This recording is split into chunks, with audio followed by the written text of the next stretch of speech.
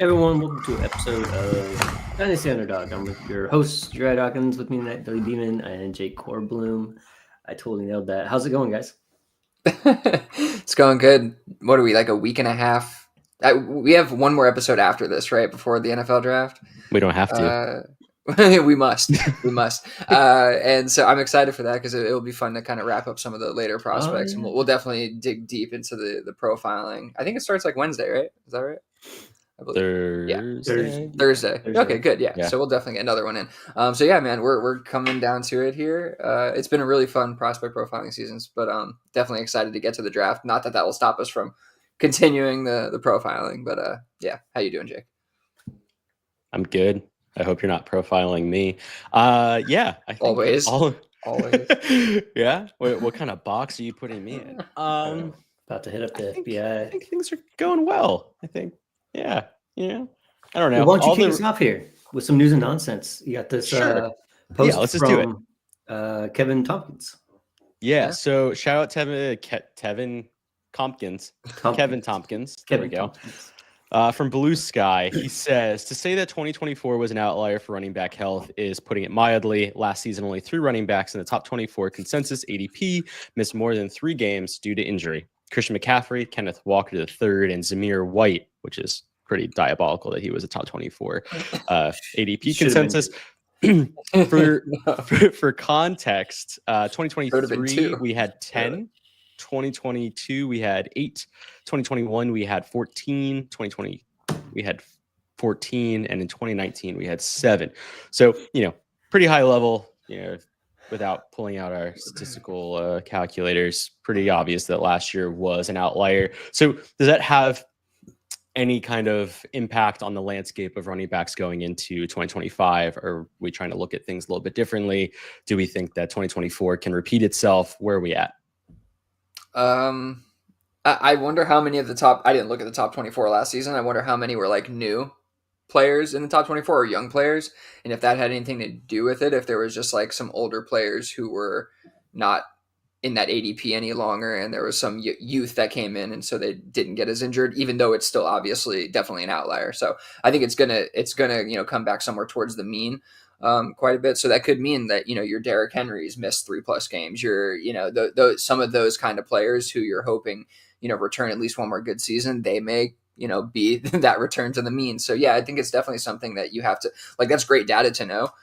Just kind of think about the fact that there's going to be probably another 5 or so, at least, maybe more given the numbers, but at least probably 5 or so significant injuries to running backs this following year. And I think that's more of a case for this running back class, right? It's like, get in on these guys who are going to, even if they're not going to be the starter on the team, it could be pretty valuable having the backup on that team, or a guy who could be the backup on that team, because we're probably going to see a lot more injuries to starters going forward, just based on the numbers. So that's kind of my take on it. Thoughts, Ura?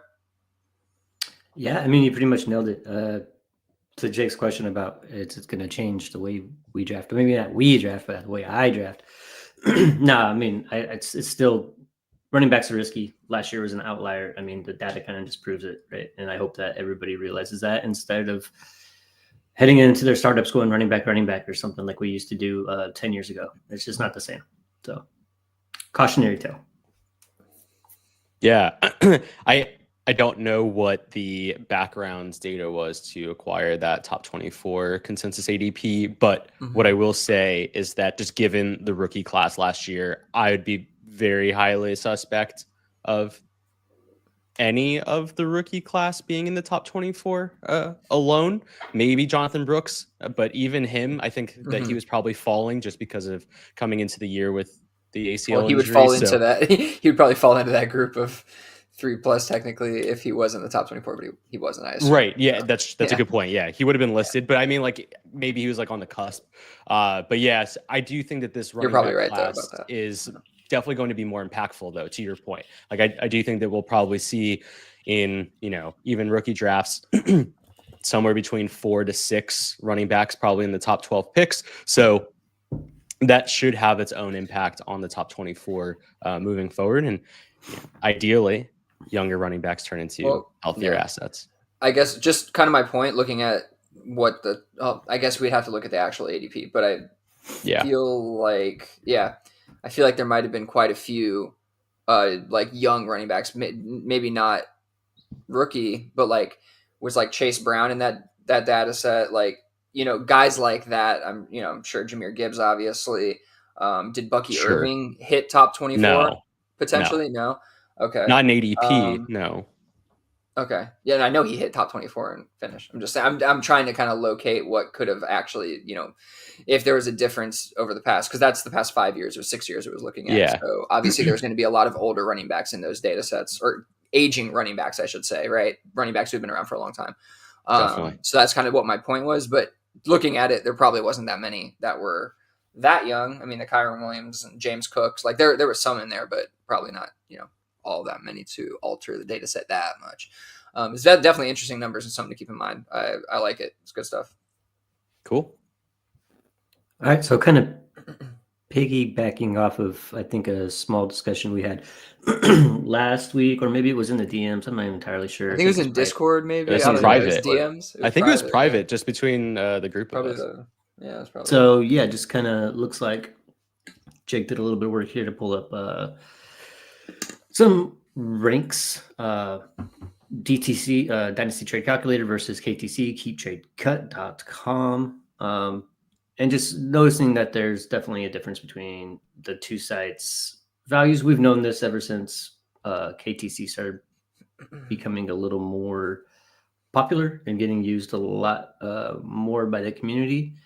It definitely is updated, or it changes more frequently than DTC does. I think there's probably only like once a week that they update. So for those looking for those like quick reactions, you'll see the change on KTC versus DTC. But anyways, what do you see here, Jake? What is standing out to you?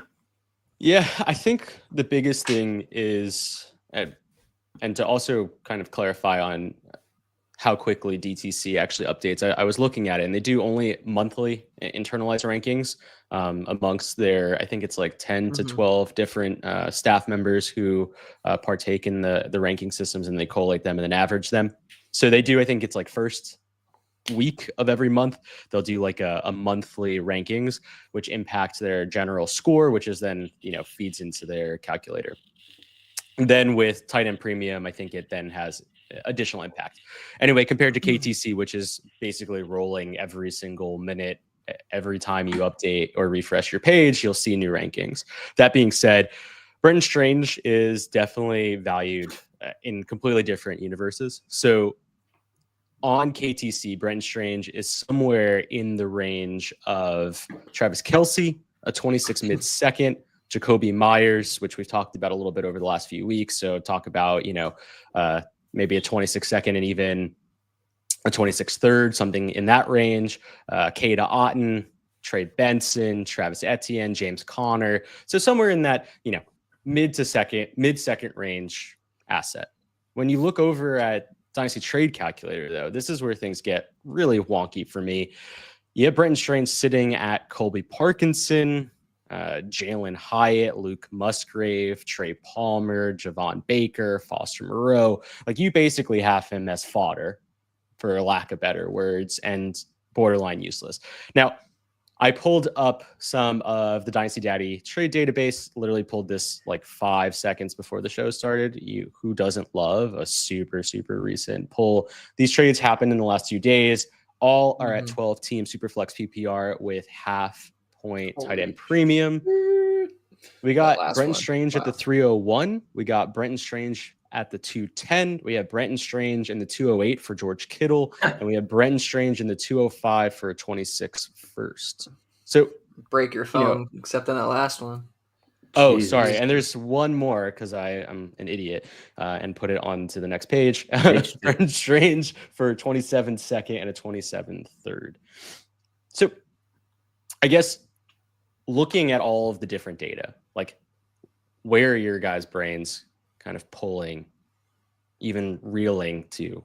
Like, what are you seeing? How do you think we can even value Brenton Strange right now? Well, I mean, go ahead, Uriah. I can tell you, I believe with my whole chest that he's overvalued on keep trade cut. I believe my whole chest that he's undervalued on DTC. Overvalued. Oh, yeah. So it's somewhere in the middle. Mm-hmm. Yeah, I definitely think that's definitely a fair assessment for sure. And yes, Joe, strange times we live in, strange values for sure, and that is why we titled it that. But for me, the context was that there was a trade offer being sent around. Yes. Is it okay if I mention the trade offer? I don't think it Yeah. matters, right? I even forget what. So it was like reason Brenton was. Strange and a second for Najee, and that's what kind of like tipped this off to us that there was something going on here, because we saw Brenton Strange on there on the trade calculator for DTC is like value of 0.5, which was just like bonkers compared to if you go to KTC where it's more like, well, I don't know, was it like 1,300 or something like that, which is like a second round value, right? Which is kind of what we've been talking about. And I agree that it's probably a little too high in general, like especially if you're able to get like a 26 first by adding a second to him, like that's crazy. We should definitely be doing that. But yeah, I guess when I see something, I don't know, I guess it depends on your personal values. Because for me, when I see something like that on Dynasty Trade Calculator, immediately it's like red flags go off, because I just know for a fact that he's more highly valued than that. You know what I mean? Like just based on experience, anecdotally, just in leagues, and just I guess by being in tune with the market. So you just kind of know.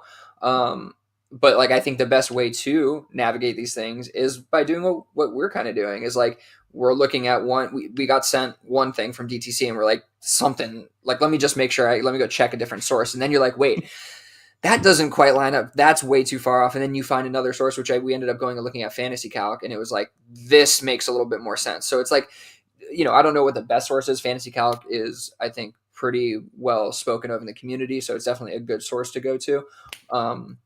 I think KTC is not the best source to go to for just like getting like what the actual value is. It's a good tool to take advantage of.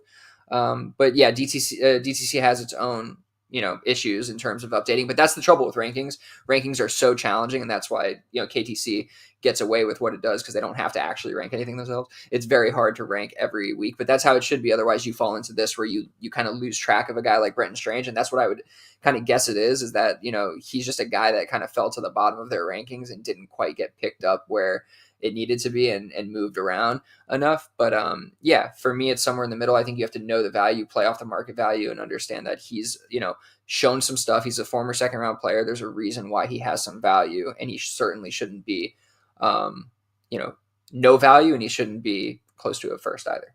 So I don't know. It's just one of those things that comes with experience maybe, and just being in tune with the market. I like how Dynasty Daddy can show you the comparisons among a bunch of calculators. I actually didn't know that feature existed, Joe, but that's huge. That's a huge tool. So I will be checking that out. Comparisons among different calculators from Dynasty Daddy. Check it out. But go ahead, Jake. Yeah. Sorry. No, yeah. I was just going to say, like, I do think that using KTC to understand kind of where the market, quote unquote, has jumped the shark, and then seeing whether or not the market actually aligns with real trades is kind of like where my head would be. So like if I see that KTC, for instance, has Brenton Strange up into a region where I don't particularly believe that that's where he's valued, I would then just quickly go over to any trade database that I can find and then make sure that that value actually aligns with people who are getting that trade done, and then try and, literally copy that trade. Like, I think that there's so much reality that lives within KTC that we think feels fake, because as we see here, like Brenton Strange is going for the 210 in, the same format as a lot of our listener leagues.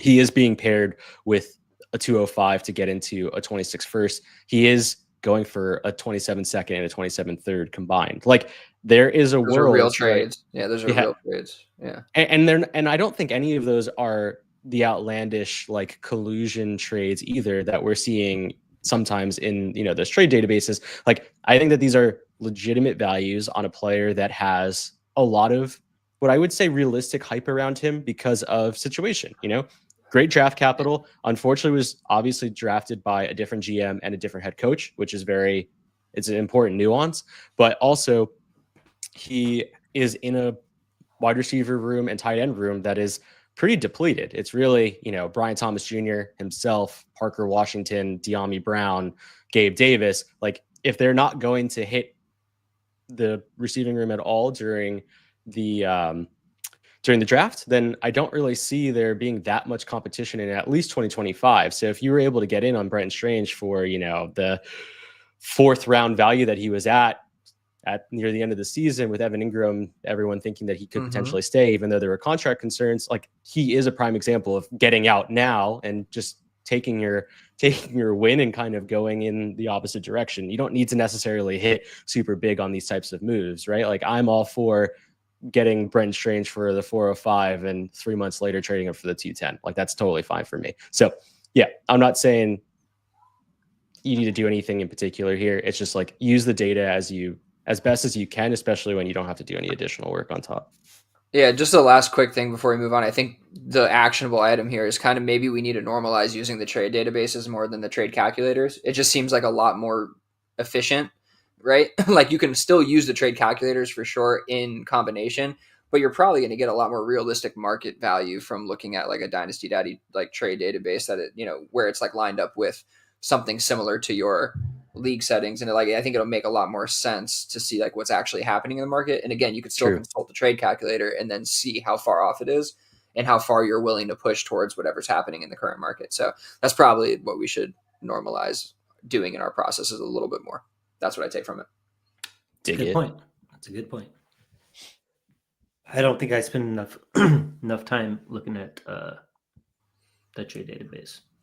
I certainly don't either. I need to. You're right. Honestly, in your defense, though, sometimes going on to Dynasty Daddy is like so overwhelming because of all the features that they have now. You get lost in the sauce, man. You're like, you really can. Much. Yeah. But yes, the trade database on there is very helpful. Fantasy Calc also has a very similar one that they pull from, I think, the same database from Sleeper. But anyway, aside from the point. All right. So continue on. Last week, there's a trade involving Breece Hall and Devin Achan, and I exclaimed at the top of the mountain that Breece Hall is not dead, and I still believe that. But I did end up trading him away 3 or 4 days later. Started a fire is what you did. But let's look at what Breece Hall's value has been in the leagues that we are in, that he's been traded in, and also some Dynasty Daddy trades, some real trades. So we have Big Boy, shout out, Discord. He traded the 107 and 211 for Breece. Yes. Frank Bros, shout out to the Discord again. 26 first, 211 and Najee for Breece. Najee ain't worth anything. I don't know now. But not right now, yeah. A little steeper, but still fine. Jake and I made a trade. I traded away Breece and the 401 for Jake's 107 and a 26 second. And I did put up the DTC values just because I was kind of curious, like, where this lands. Breece is worth 24 points according to DTC. The 107 to 11 was 22.4, so 22.4 to 24 for Breece. The 26 first, 211 and Najee was 22.5 for Breece. And in Jake and I's trade was Breece in the 401 is 24.5, and the 106 and the 26 second was 23.4. So all 3 of those trades are really, really, really, really close according to the DTC's values. Yeah, I mean, those kind of make sense to me, actually, for the most part. Just speaking on your guys' trade, I think it's actually a fairly even trade, but I do think I'd be pretty comfortable getting into Breece with, a mid second essentially in this, a mid first and a 26 second in this draft. I think I'd be comfortable doing that. So like, I do think that it's fair, and I know your team there, and I know it's kind of like leaning really heavily into it. And so it makes sense. But I think those values kind of line up based on, the trade calculator. For me, it lines up enough. I would definitely be moving the picks in the first 2 for Breece. I feel comfortable about that as well. Yeah, and not to say that we, intentionally made a trade for the show, because that's maybe what it could sound like. I promise you we didn't. It was truly one of those things where I think Uriah 2 days after put out on like the chat, like, I'm willing to trade my whole team. This build that I had was basically start up from the ashes, and really I just needed a running back, and I figured what I could get potentially out of Brees's ceiling is probably better than the running back that I'm going to get at the 107. So, that was kind of where my head went. And realistically, I want to cycle my assets with people I like in that league. So I'd rather do that with Uriah than anyone else. Especially after I was called out. I'd like to make other people too many feature assets or some bullshit like that. I don't even think I'm going to be able to make any fucking picks this year because I've traded away. I think I had like 14 or 15 rookie picks and they're all gone. So anyway. That's the way. Yeah, it is. They probably don't even realize that happened, but yeah. Yeah, probably not. But a couple of the other trades that I did find in Dynasty Daddy's trade database, we had the 109 and a 26 first for Brees. That's a little bit on the pricier side for sure. Yeah, I wouldn't want to do that if I don't have to. First, the 203 and Jamison Williams for Brees. You shouldn't have to do all that. I don't know.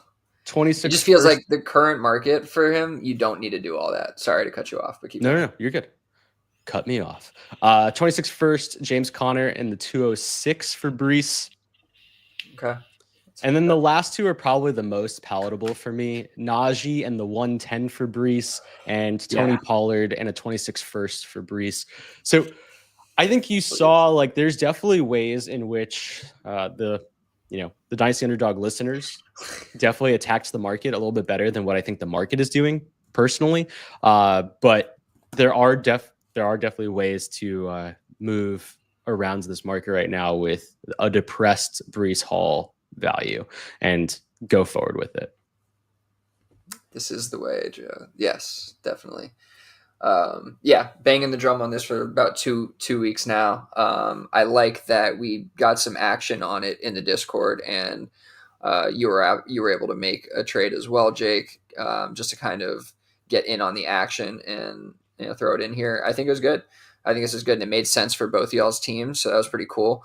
I dig it. I think we should be buying Brees and continuing to do so because I honestly think those trade database trades are even higher than what you're going to realistically be able to get. So shoot a little bit lower than that is my opinion. Real quick before we move, what are we realistically? This is Joe. Sorry, in the YouTube comments. What are we realistically expecting from Brees next season? Fields at QB, Rodgers, Adams gone, new OC. Yeah, it's not super encouraging. That's for sure. I mean, but I think the idea is that he's, 23 still? Like, yes, going on 24? Yeah, I mean, listen, like that, you can't worry about the team situation for the elite type skill players as much. That stuff gets right for the most part in time, or they end up in a situation where, things are better off. So, like, I try not to place that much importance on that with a guy like, Brees, who's that talented, when you can get a discount on him based on the narrative that he's going to, be in a timeshare with whoever, or they're going to draft Ashton Genty. Like, I just think it's good business to go get it despite what you think the realistic expectations are, because I do think that, the value is going to bounce back regardless. So you'll be able to make an ROI on that if it was needed. It also, in that same conversation, in his second year with, what was it? It was a conglomerate of absolutely terrible quarterbacks. That was Zach Wilson, a mixture of Tim Boyle, fucking a couple of other dead corpses. He was running back too. He had 76 receptions for 600 yards. I do think that in true PPR formats where Brees is going to be able to still probably catch somewhere between 60 to 65 receptions, he's just a huge asset as long as he stays healthy. Was he coming off injury too? Am I wrong? Was he not coming off the ACL? Yeah, he was. Was it 2 years ago or was it last year? His ACL injury was his rookie season, so his second year was Yeah. Okay. So I mean, I think that there could be a lot. He had a lingering injury last year that kind of sat with him, but he still played 16 games. I think that's like one of the misconceptions about his season last year. But I do think, to Joe's point, that there are a lot of changes in place. It's not necessarily the most predictable offense that we can necessarily understand what's going to happen, but I don't think that necessarily having a running quarterback, as a lot of people would refer to Justin Fields, is going to have all of the impact. Like, I just think that it will have some slight impact, but that doesn't mean that there won't be other ways for Brees to get the ball in his hands.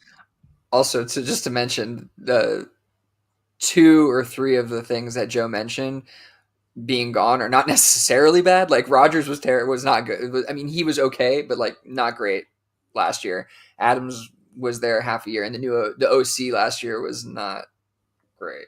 It was Nathaniel Hackett. Yeah, I mean, for most of the year, and then they fired him, I think, mid-year or whatever, and it was just stuff. So it's like I feel like you can't really like hold those against Brees necessarily. Fields at QB is a fair criticism, but again, I don't think we should worry that much. Is kind of the point. Cool. All right, we'll top into some prospect profiles.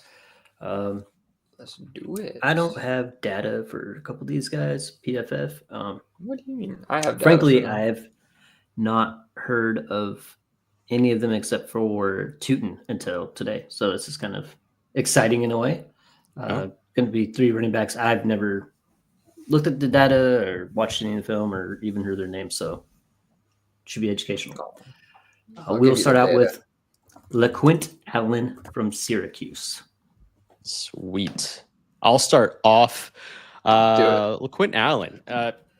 He's definitely getting a lot of positive buzz around the community of late. I know from our fantastic friends over at the Dynasty Junkies, Zach Reed, Tacit Assassin, is a huge fan of LeQuint. I think he rounded out his top 5 in this most recent class in terms of just overall film grade. So there's a lot to look forward to about this profile. With that being said, I personally wasn't the biggest fan of LeQuint's tape, also known as LeQuif in Billy's sheet.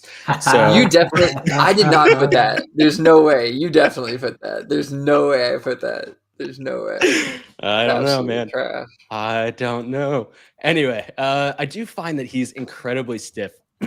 We talked about stiffness a little bit with who was it? I want to say it was actually Ashton Genty before he touches or receives the ball before the actual handoff happens. But the difference is that LeQuint stays stiff. So after he actually is in possession of the ball, I just find that he pushes through bodies instead of actually like engages with them. He's just almost like a giant, for lack of better words, he's like a giant fucking body dummy that just like bounces off bodies and then hopes that he can kind of push through them. I do find him to be successful in both phases. He can receive the ball relatively well and rush the ball relatively well at a relatively high standard of play, but he's not doing anything exceptional. Like there's nothing on tape that is like truly blowing me away. I don't like the work that he does on 1v1. I don't think that he has any true elusiveness to his game. I don't think that he really draws in defenders particularly well. And so for me, he's just kind of a body dummy. He just moves into the spaces that are convenient, but he really hopes that his body just bounces off of other bodies and momentum will kind of take him to where he needs to be. I also noticed that even with his like relatively lankier frame, he doesn't really turn runs after contact into anything significant. So he doesn't have that exceptional burst that I'm looking for, even from someone with his longer leg length. So that is a bit saddening. And then I guess one of my the thoughts that I had is that I have that his eyes are bigger than his feet. And by that, I mean, like, you know, when you go to a restaurant as a kid and your parents are like, oh, you ordered too much food. Your eyes are bigger than your stomach. I find that he thinks that he can get into spaces better than he can actually get into those spaces himself. And it's really funny, too, because I don't think that the vision is necessarily bad. It's like he just has these expectations for what his body can do, and he doesn't actually execute on them. What did you see, Billy? That was a good breakdown. Yeah. Unsurprisingly, there are definitely some similar thoughts.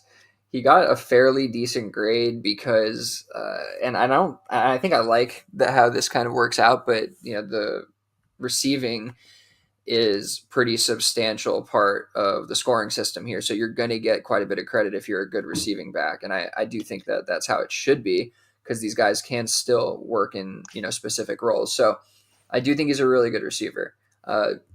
Dual threat, see hole, hit hole back. That's kind of how I feel about him. Average vision and underwhelming rush technique, deceptive power, displays some contact balance, but doesn't create many yards post contact. I think that lines up with what Jake said. And just looking at the numbers briefly, I think it lines up with that too. Unrefined footwork, displays good agility to force missed tackles in open field, but not consistent. He exhibits an inability to create yards post contact regularly. Okay, I guess I put that twice. That's how bad it was. Excellent pass catcher. He is an excellent pass catcher. He runs quality routes out of backfield and as a receiver. Some good, okay, in terms of athleticism. So it's just kind of average there for me. Average pass protector at best, and I would describe him as the anti-Brashard Smith Tyrone Tracy type. He's basically a running back who should convert to wide receiver. Like, that's how I feel about him. He moves much better as a receiver than he does as a running back, in my opinion. And so yeah, you just get to the athleticism, and I just think, and I actually said a lot of the things that Jake kind of said. I think he has excellent acceleration and burst, pretty good agility. To evade defenders in one-on-one space.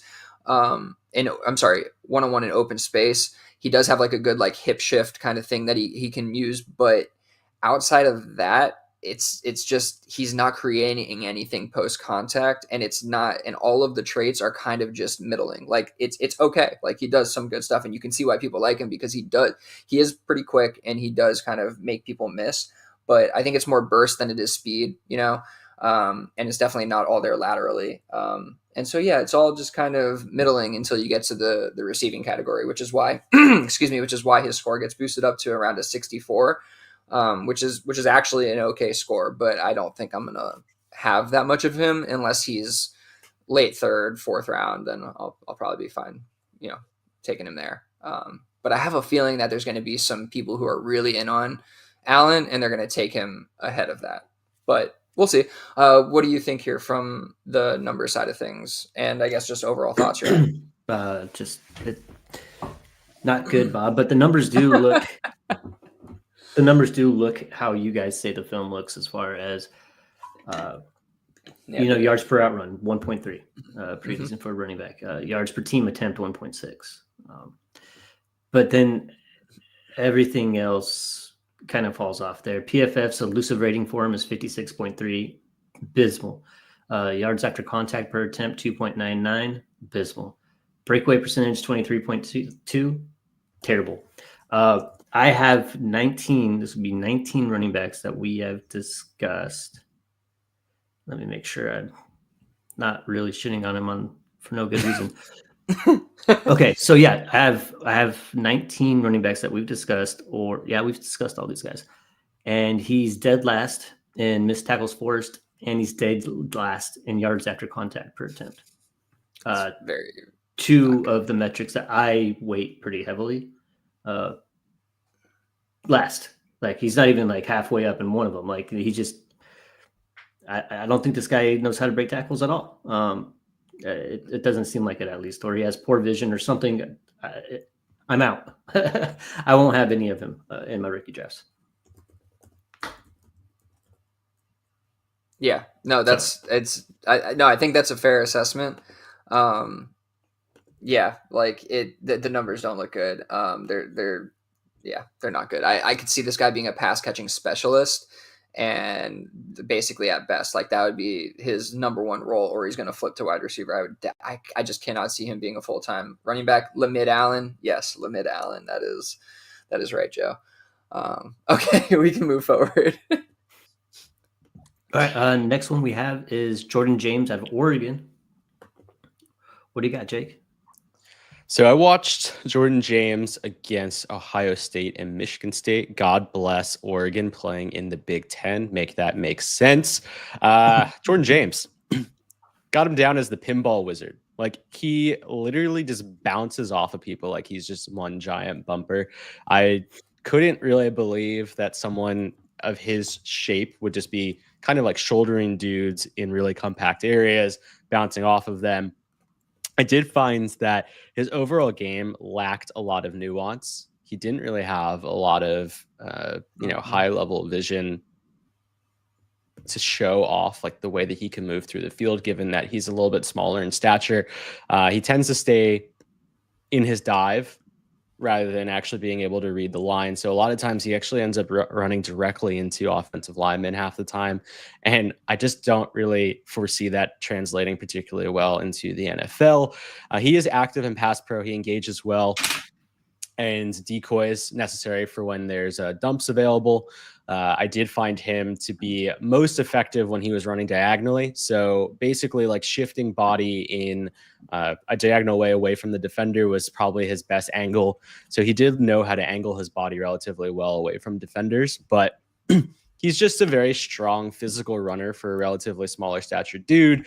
I did find that he also didn't have that long distance acceleration and speed to help him kind of stray away from defenders. He usually got caught by corners, safeties, linebackers, the whole group, which was pretty concerning. He has good enough burst to get into those gaps, but really that only helps with him creating smaller chunk plays. And I can totally see him having a role in the NFL, but when I think of his role, it's probably just to honestly probably give guys breaks. He'll probably be brought in as maybe a slight change of speed back, but I just don't really see a large scale role for him in the NFL. What do you see? Yeah, I saw some. I may have liked him a little bit more than you. I saw a versatile back displaying excellent pass catching skills and above average athleticism, but lacks refined fundamentals in terms of footwork and vision. So it lacks decisiveness at the line of scrimmage at times. However, I think he does exhibit good anticipation at the second level when in space. I think he struggles in traffic and with direct contact, but he can shed indirect contact well while also adding some good evasiveness. Could use improvement in pass pro, but some good reps on tape. I saw him against Ohio State, UCLA, Oregon State. Obviously, Ohio State, you could see that it was a little bit tougher go for him, but I thought he's pretty athletic overall. I think there's, he definitely lacks, like I said, in the vision department, middling in the pass pro. I thought he got pretty good marks from me from a receiving standpoint. But yeah, like the rush technique, the footwork, and the contact balance, and those kind of things are just about average. But I did see really good bend from him. I thought that was pretty impressive. He got high marks there for me. So it's just ability to kind of evade tacklers in space by getting close to them, but he's able to kind of bend and contort his body around angles and kind of get away from defenders. So I thought that was pretty impressive. Really good burst in my opinion. So just pretty dynamic guy and more straight away, I would say. A little laterally limited, but he does throw some evasiveness on tape. So, I mean, a 63.5 for me, just above a LaQuint Allen, or I'm sorry, just around an LaQuint Allen, actually under him, a LaQuint Allen. But just about in the kind of the same area, I'd say. Yeah, by the numbers,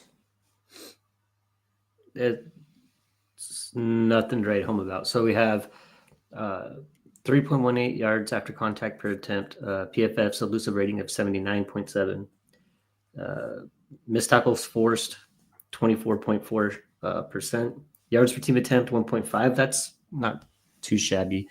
Yards per route run 0.9. His breakaway percentage is 18.4. It's terrible. He is an early declare, but just comparing him to the guys that we've talked about in weeks past, this really puts him firmly bottom third, probably like bottom fourth, if we're being honest, from all the other guys we've talked about previously.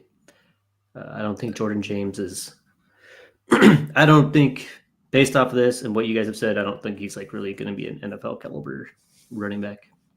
I think he's a lot more similar to LaQuint Allen, honestly, analytically, than you'd expect. Not necessarily the kind of player he is at all.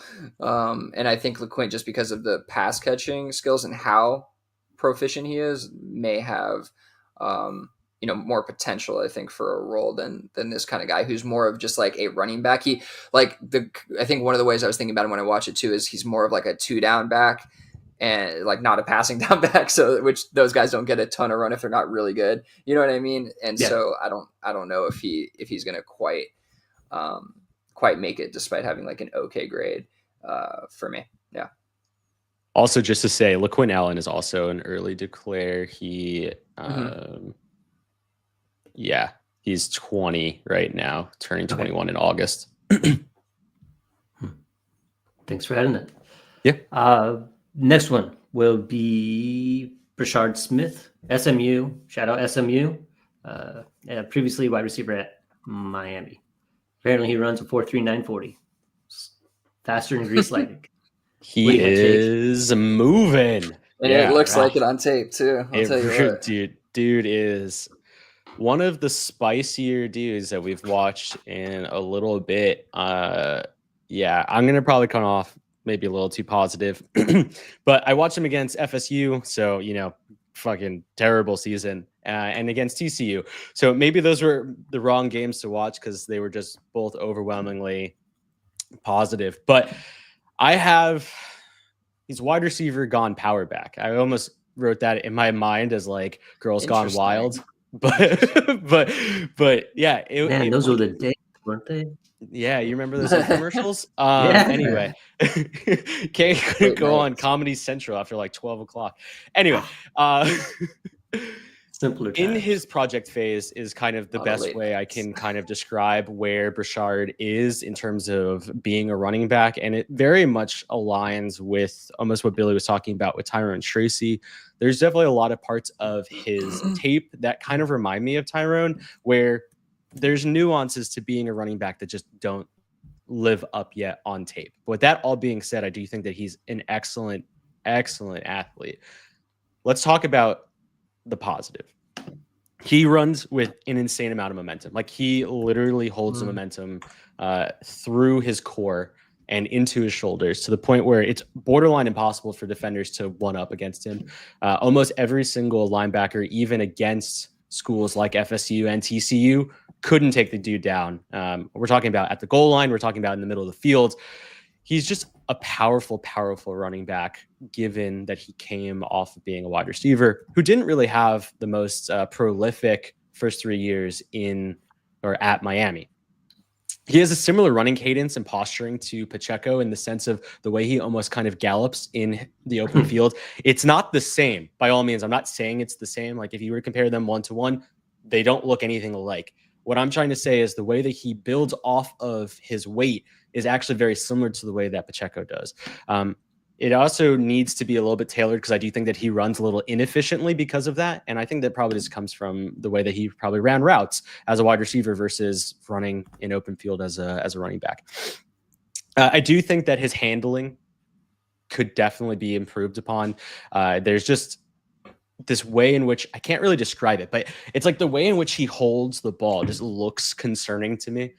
And it feels incomplete. It's funny because after I wrote that up, I actually looked at Matt Waldman's RSP and just kind of saw like what some of his negatives were on Brashard Smith. And that happened to be one of them where he was significantly more detailed about. So I highly recommend reading the RSP about Brashard Smith, but just take my word for it. I thought that he might have future fumbling problems because of this like incomplete running handling form that he has.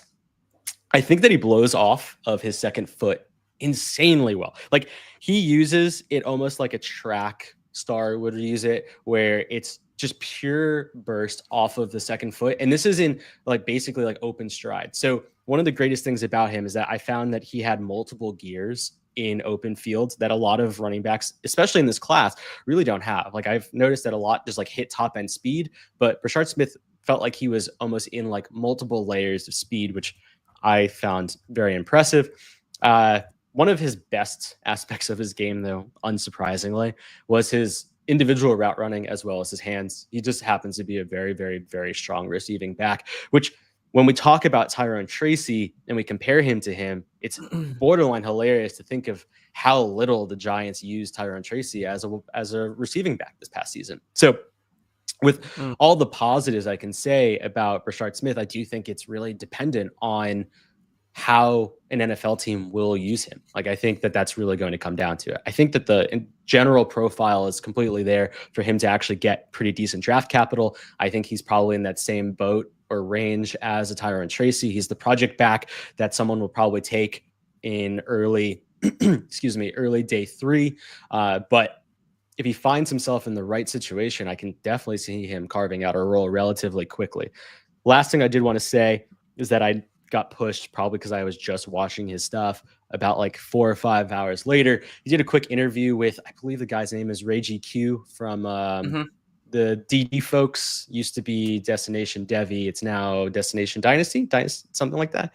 He was or still a DTC. He started it, I think, with them. But yeah, cool. Yeah, one of the cool things I really liked about that call or that interview was, Ray was just asking Brashard, like, kind of, who do you model your game after? And it really, really aligned super well to kind of the running back that you can totally see him turning into in the NFL. It was Jahmyr Gibbs, Devon Achane, Alvin Kamara. And the last one I thought was super interesting, but I could totally see it as well. He probably doesn't get enough credit for his receiving game, is James Cook. So, for very well utilized receiving backs that have very, very solid chops as also just standalone running backs, really goes to show that the kid is studying the game well. And honestly, I know I've spoken a lot, but I was truly impressed by a lot of what I saw from Brashard Smith. Yeah, it's a good assessment. When I finished watching Brashard Smith, I had to ask Jake if he watched him, because I was like, am I crazy? Like, because this guy is impressing me quite a bit, and I was only like a game and a half in at that point. And so he definitely got one of the higher grades for kind of the lower end running backs in this class, and even for this class in general, he got one of the higher grades, I think, up there with them. And so for me, and one part of it that Jake, you said he's a wide receiver turned power back. I'm not sure. And this is the only place where it really kind of dings his profile, I think, is the power for me. I just didn't quite see it in the direct contact balance, and I'll speak to that a little bit more in a second. But overall, a dynamic dual threat weapon lacking refinement in the finer details of the running back position, mainly pass protection and rush technique, which is kind of what I was alluding to, the latter there. Excellent athlete, exhibiting great success evading defenders and applying vision to anticipate defenders and quickly react. It's a really unique trait, I think, this ability to kind of diagnose things and successfully evade defenders with in an extremely short amount of time. Like, it's just, you're able to react, read, understand very quickly and execute it. He's able to do that in traffic and in open space. He has plus burst and speed, one of the better burst scores in the class, nearly the highest you can get. Outstanding receiver, great footwork for the lack of experience at the position. It leads to missed tackles, in my opinion, like the footwork, the decisiveness, his ability to jump cut, and just the shiftiness in a phone booth. It just leads to missed tackles. High-end processor at multiple phases of the field, so I think that he's a very quick processor in terms of vision, and he's able to execute that at multiple layers and phases of the field. He is an unrefined pass protector, so that's another spot that I already mentioned that I do think he gets dinged for. So if he didn't get hit on those, I think he would have been closer to like a 70 mark. He comes in at a 66.5, which is a pretty high mark, to be honest. 70s, you're getting up to the kind of like upper echelon, and then you're really talking about like the best of the best when you're getting up higher than that. So I think this is a pretty impressive score for a guy who, in my opinion, lacks some power and direct contact balance. So speaking to that just a little bit more, I do think that his feet are always moving, which is part of how he's able to evade tacklers and also kind of gain yards after contact. Always ready to react, yet patient behind the line of scrimmage, which is, again, a unique trait. And something, maybe like, again, an Alvin Kamara, a guy who he appreciates. Like, you can kind of see those things. He does have efficient footwork, like I said, resulting in those missed tackles. But here's where it breaks down for me a little bit. I don't think he gets his pad level low enough between the tackles, and he gets easily shut down, lacking technique to kind of take on the contact directly. And so I do think in direct contact, he kind of sheds those things off. He's able to evade. But when it comes to direct, I do think that he gets put down quite a bit. Other than that, dude, I want to see if I mentioned anything specific to his power.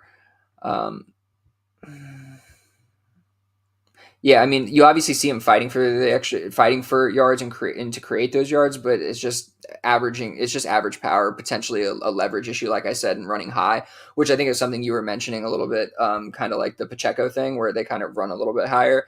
And so again, it's both the same with I think the direct contact balance and the power overall. I think it might be more of a leverage thing, where it may just be the inexperience of the position, where you just need to kind of get your pad level lower in certain situations. So I think that's what I would like to see more from a technique perspective from him.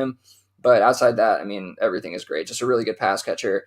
And yeah, he comes in with a pretty high mark. So I really like Brashard Smith. And I think he's, again, Tyrone Tracy is a great kind of comp in terms of the journey that you'd expect him to take potentially, not exactly the player and, whatever, but I think that's the kind of journey you'd hope for and we'd expect. So yeah, digging into the numbers, what you got, Uriah?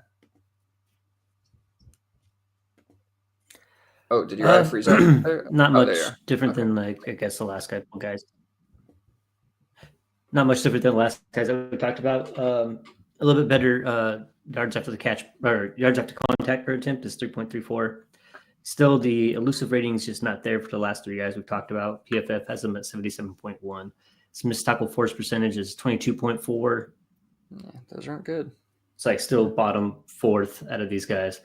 Yards per team attempt 1.7. That's very good, which probably speaks to the pass catching ability, which you guys have said has been pretty good. I was just kind of looking at his overall receiving last year, and it's pretty impressive. Yard per route run 1.61. His breakaway percentage 43.1. I'd say as far as what it comes to a little better. Yeah. I was going to say the breakaway percentage was slightly better than the last two we talked about, but yeah, definitely the elusive and the missed tackle force, you're right, are a little concerning compared to what he seems to have ability to get into space where he needs to get without going down easily. A little bit better than the last guys we have, but his hands, it seems like he has good handwork. So this guy is not one of those where I'm like, I'm not going to draft him. It would be about where. And listening to you two talk about him is something I'll keep in mind when it comes rookie draft time. Because he at least fits in a couple buckets that are nice. Not all I think buckets, if you can get him in that like range where we were able to kind of get Tyrone Tracy, he seems like he's totally worth the dart throw in that mid to late fourth spot, and he just seems to have the right profile for it.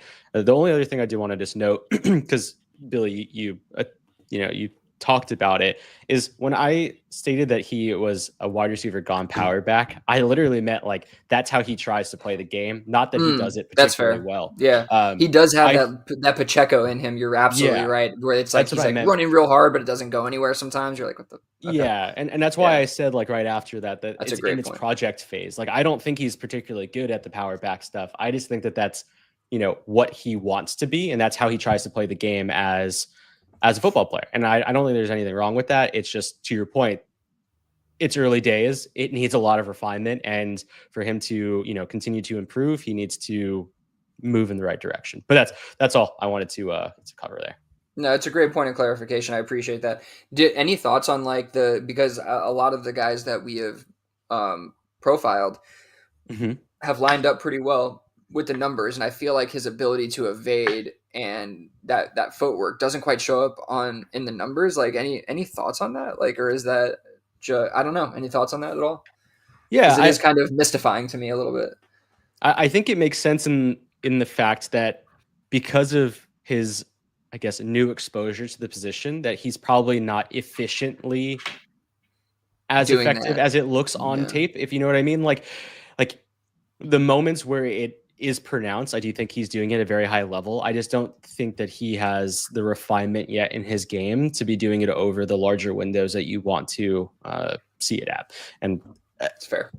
The two games that I had watched him in, you could see that, but those breakaway plays that he does create basically in isolation are just exceptional, and they're against higher level teams. So I don't think that they should be discredited, but I do think it is something to be conscientious of. And I do think it is a ding. Like, I'm not trying to remove that. It is clearly a ding, and we should be aware of it. Yeah. Okay, good stuff. All right. Last one, Bhayshul Tuten. Also, Faster than Grease Lightning. So fast. Out Very of fast. Virginia Tech. What do you got, Jake? Very fast. Sorry, I just want to say I didn't think it like on tape. It's so funny how these guys like he didn't look as fast as like Brashard Smith, but still very fast, like or close. They definitely look close. Don't get me wrong, like they're both very fast, but like I think it may just be kind of what you're talking about that like the effort that he's putting into it, almost like the Pacheco thing where it's like it looks more dynamic, but it's not actually more dynamic, and so maybe that's part of it. But I'm sorry, Jake, please hop into the you're good. I'm all for open dialogue, especially about these guys. I know that we really try and fit into a format or a template, and sometimes it is really good to talk through some of the nuances of these guys. That being said, I watched another running back absolutely obliterate FSU. So maybe FSU wasn't that high caliber of a defense this year. They were not. I could tell you that firsthand. But they won like 2 games this season. And Boston College, it's funny. He annihilated Boston College. Yeah, that was probably a really dumb game to watch, honestly. But he really did annihilate Boston College. But he also showed off well in both the receiving game and the running game in that specific game. So that was relatively helpful for me to see both sides of his game. That being said, he's an open field exploder. Once in the gap, Tuten can go scooting. Speed kills the nuance to his run delivery, though, right? Like, dude's legs, he looks like the fucking, oh my God, like the Road Runner in the cartoon. Like, his feet are moving so fucking fast that he like doesn't know how to do anything else except run. It's like from the hips too. The way his gait is, it's like from the hips, yes. And that's where he picks up the power and speed from. Yeah. It's so painful to watch. Like, it's great when he bursts through those gaps, but like in general, I didn't find that he had very high level vision when he was able to, bounce off of a first tackle and get into the gap. It's like, yeah, he's super explosive. He can change games like that, but he does feel like if you took 12 shots, maybe one of them turns into a relatively positive gain.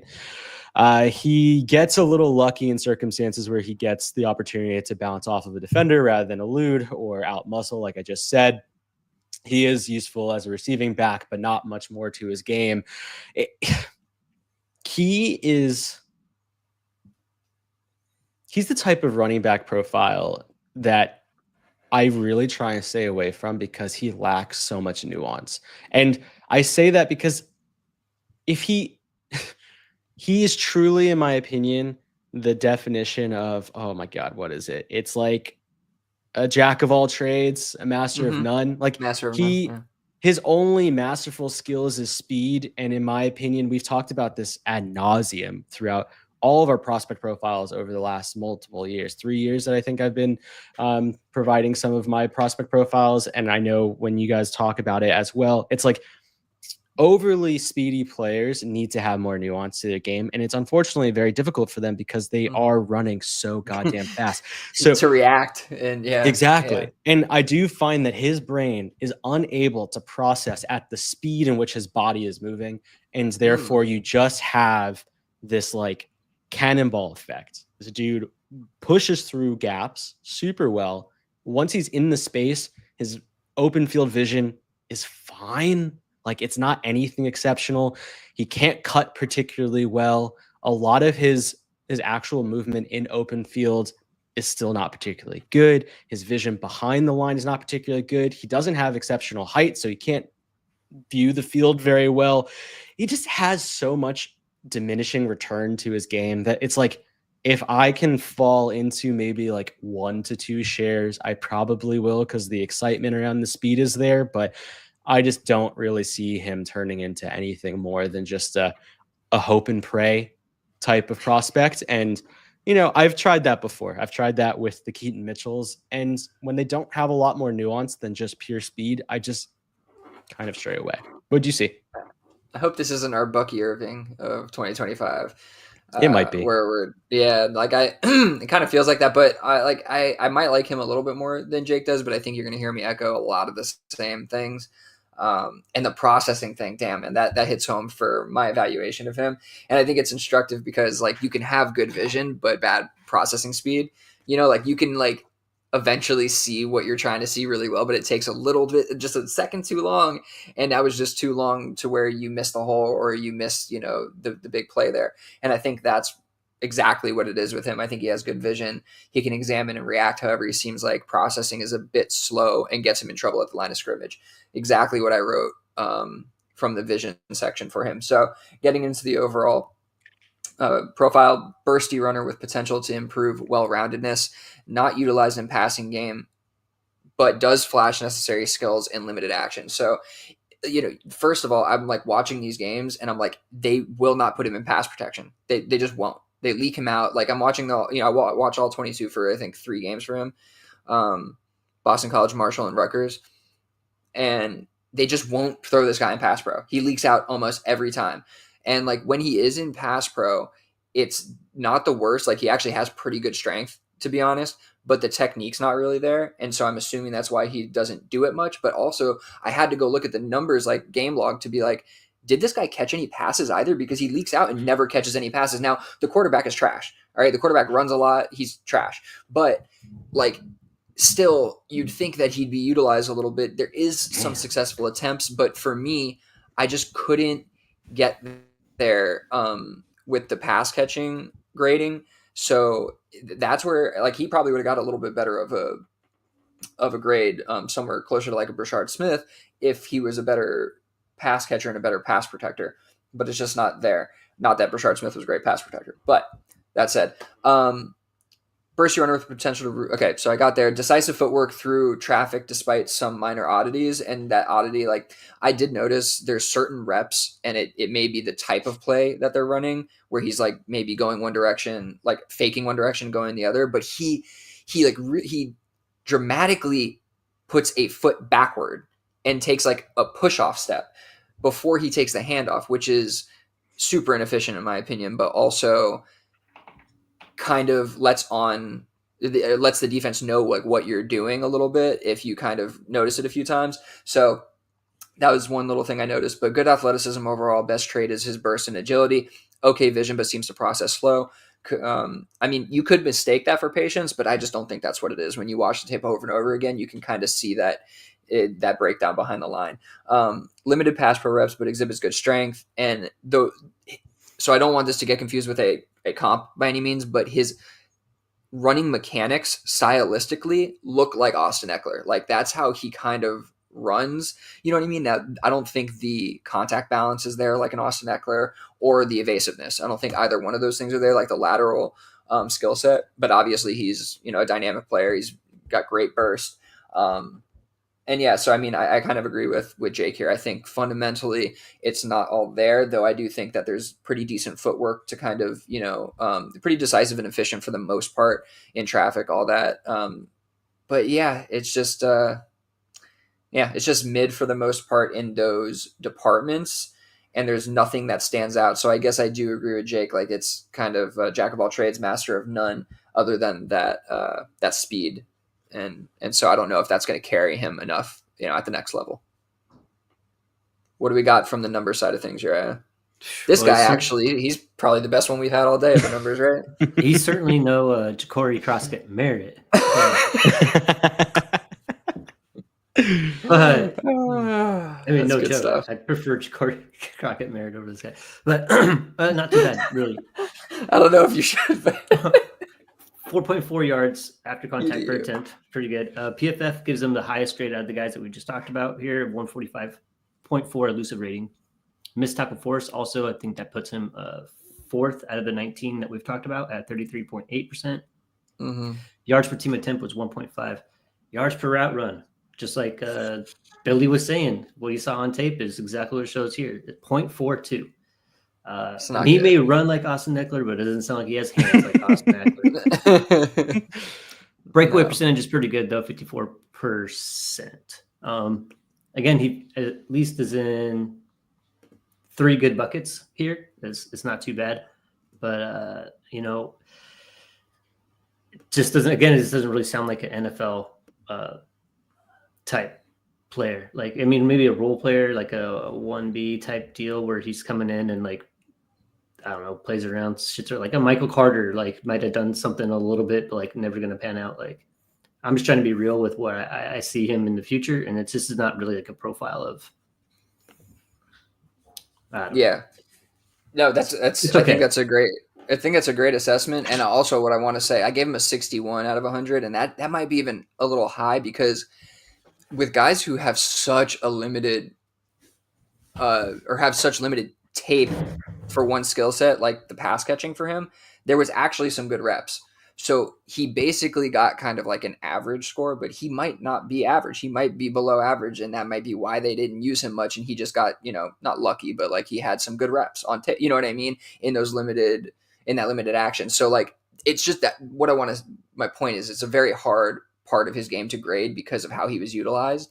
And so he could be better or worse, I guess, is the point in there. So he kind of just falls into the middle because of that. But it's just a risky profile, I guess, is what I'm getting at there, given kind of the unknowns and all the inefficiencies elsewhere in the skill set. So he'll fall somewhere in that bottom middle area for me probably, and unlikely to be picked too often unless he just is the last thing available and fell. I guess I don't know. It's going to be not a DU favorite, I don't think. That was LaQuint Allen, Syracuse, Jordan James of Oregon, Brashard Smith, SMU, previously wide receiver at Miami, and the Bhayshul Tuten from Virginia Tech. If you've been following along, that would put us at 19 running backs so far profiled from ours truly, us, from us. I love we it. We are Uriah's children. Yes. And those are good. Those are fun ones, man. They are. I like those. Yeah, I'm hoping next week we can get into some of the, the lower end wide receivers, maybe some of the lower end tight ends, and maybe we'll talk about some QBs a little bit. Who knows? But we'll put together some fun stuff for the final up before the draft. All right, we'll hop into some trades and non-trades here. We got a few for you. We have a big boy trade. You got Jalen McMillan for Jordan Mason. I'll take Jalen McMillan. That's pretty easy for me. Yeah, I mean, I don't really want to gamble on Jordan Mason. Like, I'll just take Jalen McMillan and see what happens. Yeah, this was actually a Discord trade, and the reason I have added it was because it was basically 50-50 amongst the group, and I think between the three of us, it was 2-1. Guess what? Based off of the way you guys just spoke, I picked Jordan. It was you. That's interesting. Yeah. Why? Yeah, so I think that in a rebuild, Jordan Mason actually makes a little bit more sense because I think he's more flippable. So Jalen McMillan, I think for 2025 is probably going to stagnate in terms of value unless, there's a Chris Godwin window where he might not start the year due to his injury, which is definitely feasible or plausible. But I do think that Jordan Mason being the quote unquote second running back to Aaron Jones, like the conversation we just started off the show with, we're talking about a 30 to 31-year-old running back who didn't really get scratched up too much last year, who is perennially injured throughout his entire career, missing, somewhere between 2 to 3 games a year. Jordan Mason took advantage of a relatively limited window last year in San Francisco. It just screams like a dude who's going to burst onto the scene for a 2 to 3 week period, and I will be able to get off of him again, just like I did last year. Last year, I think I threw Jordan Mason into a trade and ended up being able to tear up from Jordan Addison, I think it was, to Brian Thomas Jr. That's exactly what he is. I don't think that Jalen McMillan has that ceiling for 2025. And so for a rebuild, I actually think it makes sense to think in super small windows. And I don't think you're missing out on that much value between the two of them. So it's I see the ceiling being Jordan Mason. I totally understand going McMillan, but I just wanted to kind of defend myself to the group. All right. No, that's a fun take. I just want to say that's a fun take, and I don't hate it really. I do think you can get back into McMillan probably cheaper between now and 2026. So if you want to make your money off of Jordan Mason again and try to make a flip up, then you can go ahead and flip back into him if you really wanted to, which you might not want to, because again, I think Jake's point here is also that McMillan, at least for the foreseeable future, probably won't have a high impact in fantasy. So yeah, that's potentially the truth. So I could be pulled over to that. We can move on though. All right. The next one I think is Jake's trade. It is.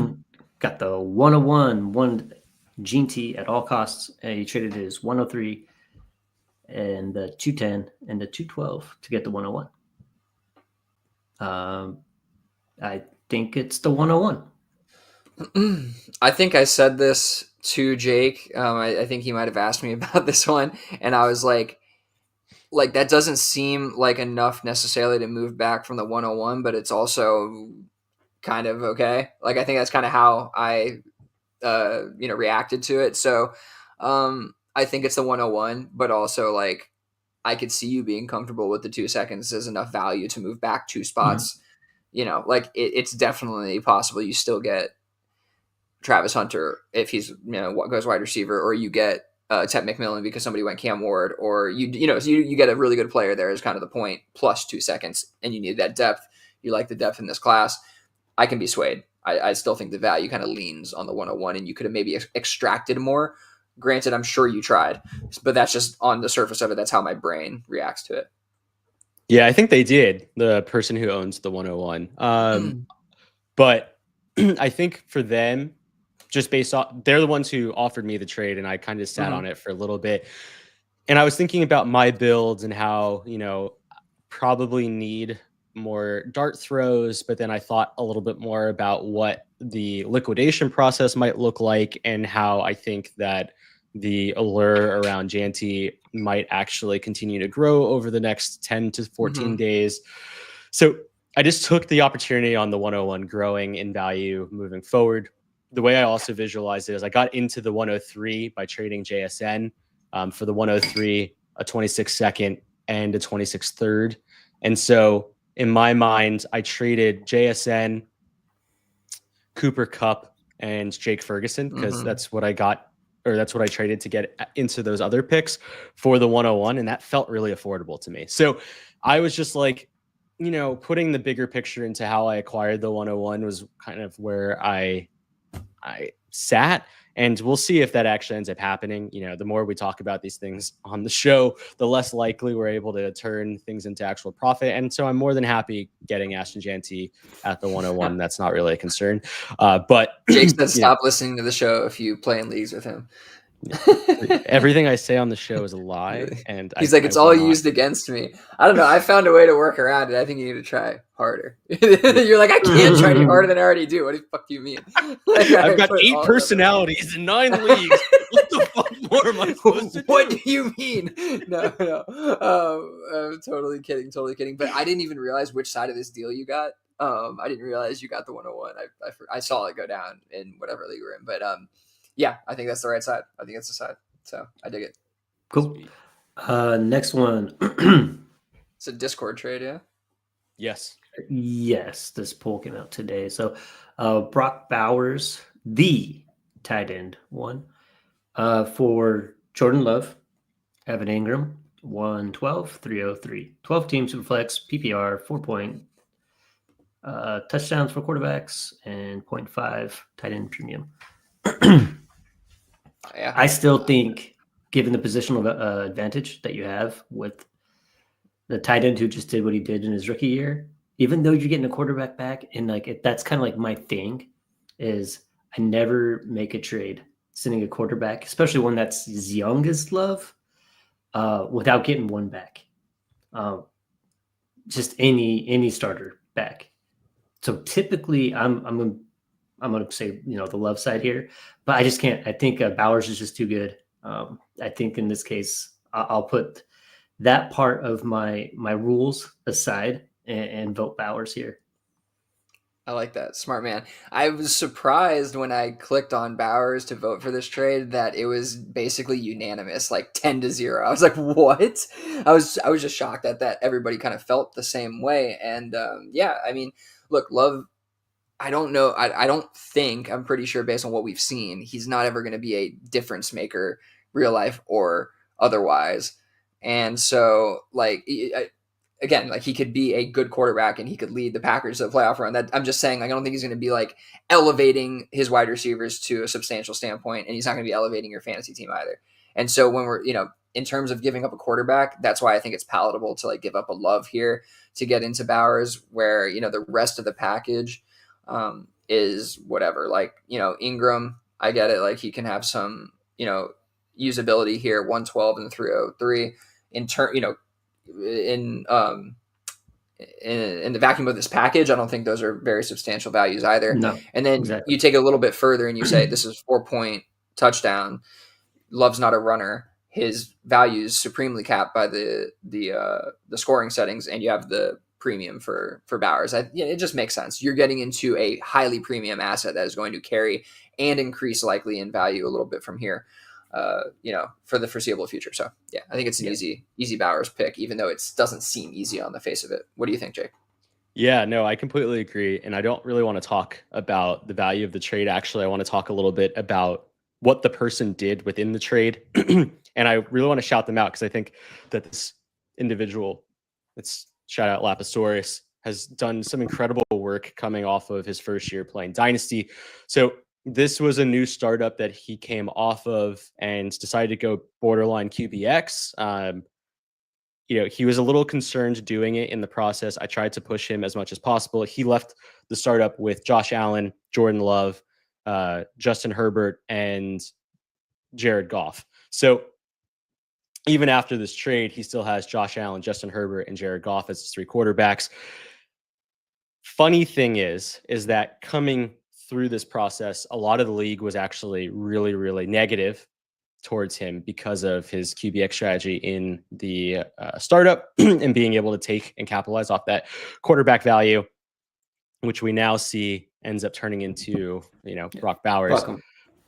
Funny thing is that the most active / combative person in the chat is actually the person who we got this deal done with, the guy who is calling him out for being a fucking idiot. Now, the best part about all of this is that the initial trade that person sent him was Jordan Love, Sam Laporta, and the 205 for Bowers and a 4th. So Lapisaurus took that opening trade and said to me openly, he's like, I think I'm going to send him borderline this package. And I was just like, I think that's going to be really hard to go from that initial package of the value being very clearly more even to this like dispelled value that you're going to do. And he's like, yeah, but like, fuck him. Like, he was an asshole to me in the chat, basically. And he literally he was a dick to me. So he was just like, I'm just going to try and push it, see what I can get. And you know what? He got the offer that he was looking for. And I just wanted to say, shout out to him. He pushed back. He did the right things. He attacked basically the negotiations exactly how he should. He's also now attacking the league exactly how he should. So he now has basically 3 still top tier quarterbacks, 2 borderline elite tight ends. Brock Bowers clearly being elite, Sam Laporta being borderline elite, and being in a really, really good spot to continue building his team in the right direction. So just wanted to say shout out to Lap. I know he's gone through a lot of these trades and non-trades, being on the losing side, unfortunately. And, he's now been on the winning side over the last probably 4 to 6 months, way more than he is on the losing side. So shout out to him. That makes me very happy. Shout out Lapisaurus. And that reminds me of the Chappelle meme, like, why fuck him? That's why. It's like that. Perfect. Like, that's exactly. Sometimes, the Team Petty kind of works out.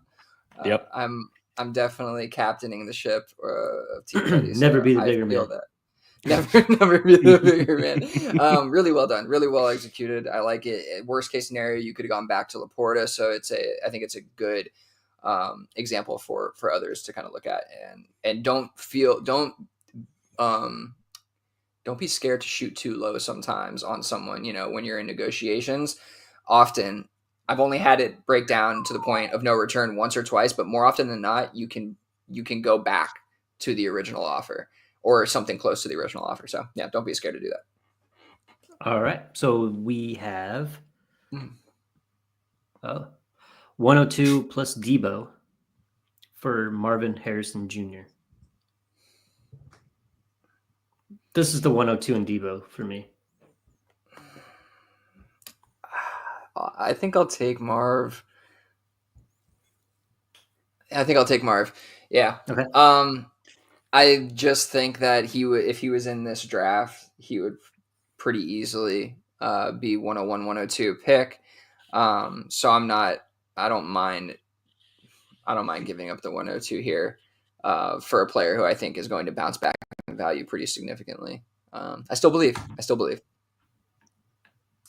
Yeah, this was a Superflex Super Show poll that went borderline 50-50, and I just thought it was a really unique one. It's funny because a lot of people still view Debo as borderline being nothing, like he's a throw-in in this trade, and so his value doesn't even really impact. And so, I do like the way that Billy kind of maneuvered through his valuation. I also choose Marvin Harrison Jr., but I do think of this in almost two halves of the brain without completely getting out of this. I could totally see wanting to use the 102 in a different way and then trying to get into Marv probably in a few different windows in this upcoming season. Sure. I don't think he's going to have as impactful as a year as we want him to still in this upcoming year. That doesn't mean I don't think he'll have a productive NFL career. It's just, I think that the limitations that he had in 2024 aren't going away, unfortunately. And so we're probably going to be stuck with something similar. I guess it's kind of a similar conversation to the first trade we talked about, right? Yes. Where it's like, it's the Jordan Mason, Jalen McMillan thing where it's like, but can you use the 103 to get something more established and significant and then get back into Marv with a random, I don't know, first, or I don't know what it is, like something else. Like, there's some other way, I'm sure, some lower end asset that people are hyped on. So there's definitely other ways to get into them, I feel like. And so maybe that's a good point. And that's why this is close. I do think it's close for sure. Yeah, it's a good one. All right. Next one, second to last here. Michael Mayer for Parker Washington in the 408.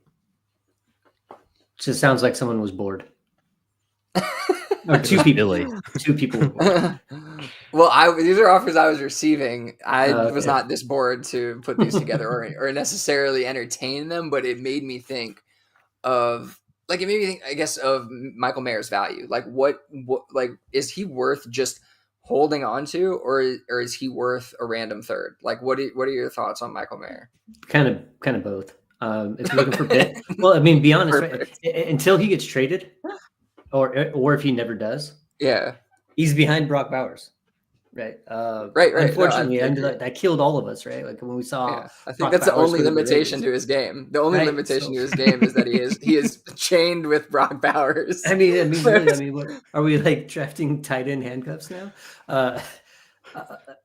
I think if you drafted Mayer 2 years ago, and you could get out of Mayer for a random third now, you might want to get off the ship and just go ahead and do it.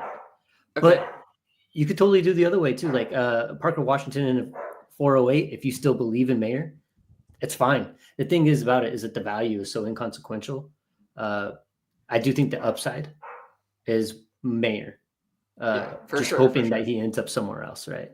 Versus what Parker Washington may be and what the 408 is probably never going to be. But yeah, I'd like you to respond to that, Jake, kind of, but like also just throwing my thought that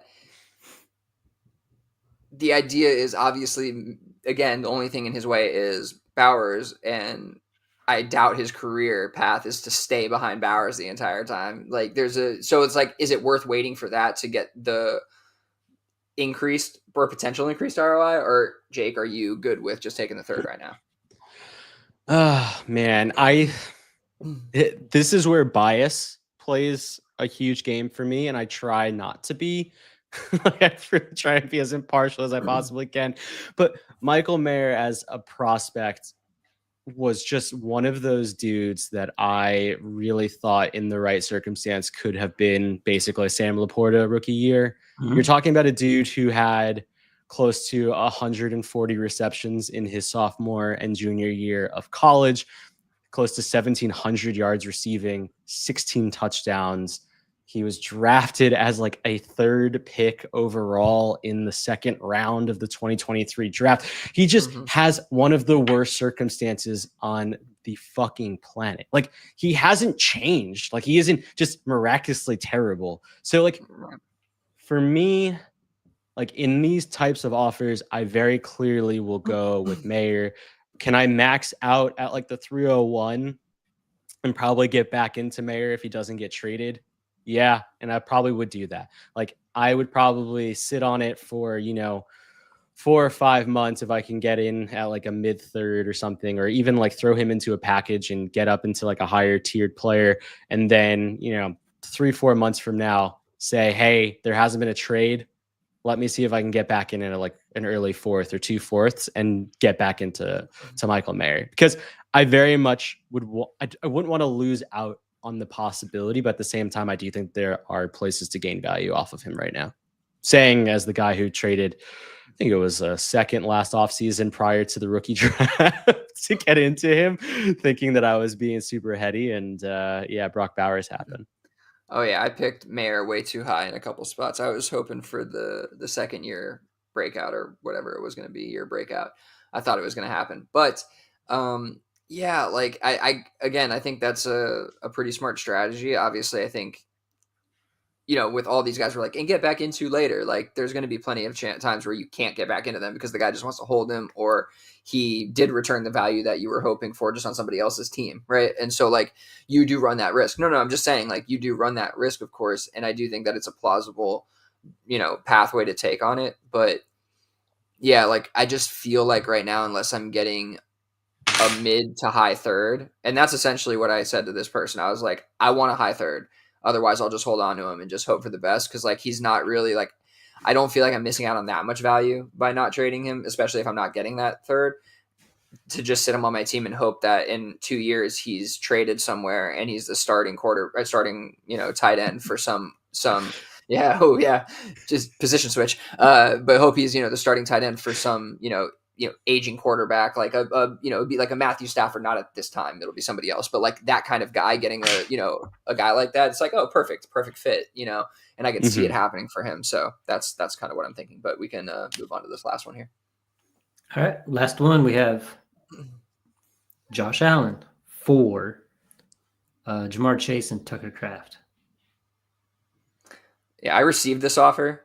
I was very surprised, so I figured it was, if I received it, and I honestly, I did sit on it for a while, and I guess I'm not saying which side I got, but I did sit on it for a while, and I was like, I don't know if what am I missing here? But I ended up accepting it, so I guess just what are the thoughts here? I think just from like a traditional valuation perspective, this is just standard Dynasty, or is this Devy, or what? This is a Devy league, but I don't think anything is impacted by it being Devy, considering because Devy it's just removed. it's just vet assets. Yeah. I think overall, if you're just talking about like true ADP moving, right? Like if I were to be sitting in a startup right now and I'm looking at the 101 and you're looking at the 105 or 106 where Jamar Chase is going, is the gap between those two players Tucker Kraft? Absolutely fucking not. So like I don't know what the fuck we're doing here. If that's like sure, if that's the side you want to get into, I get it. But like I guess it's down to roster construction. You better have the world's sexiest quarterback room to want to get out of Josh Allen.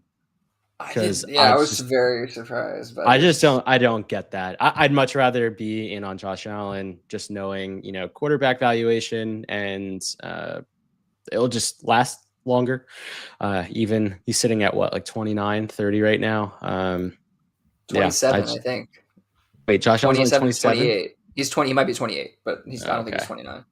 All right, that's even worse. So this person obviously is leaning into the Devy side of things. They don't have any quarterbacks. They don't have their teams.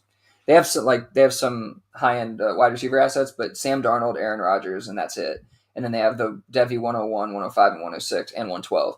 So they're obviously doing some rebuilding, whatnot. But like, I don't get it. Man, I just feel like you could pull not so much more. Jamar Chase is a great asset, but I just feel like for a quarterback the caliber of Josh Allen in a Superflex Dynasty league, Devy or not, like I just don't see why you're not, again, extracting as much value as possible. The person sent me this offer, and so I had the luxury of just accepting or not, and not, you know what I mean? And so I maybe I could have extracted more value, but at that point I'm like, why even try? Let me just take the win and move on. And so I took Josh Allen, but it was hard to give up Jamar Chase. That said, this team won 2 years ago. It has Justin Jefferson, quite a few like exceptional players on the team. So like it felt like the right move. I was kind of thin at quarterback at Pat Mahomes and Tua and Kirk.